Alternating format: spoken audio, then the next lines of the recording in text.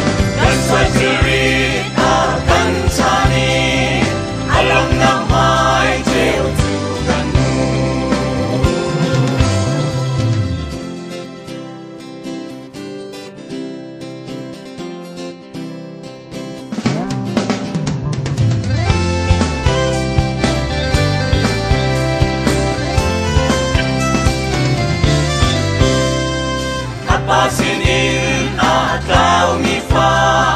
Dotu apa ni atilau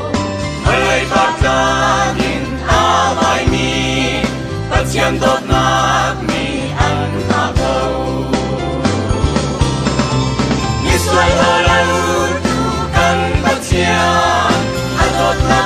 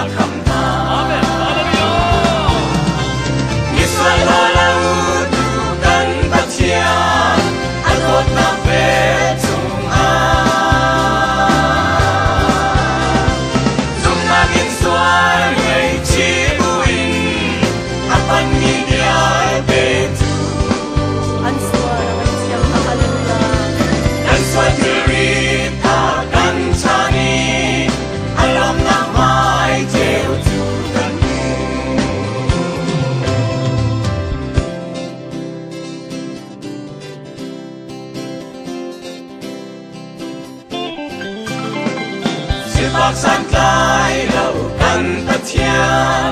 Nung may lengat kan patian Hong kami na ta luat na boy Ngay cha mi na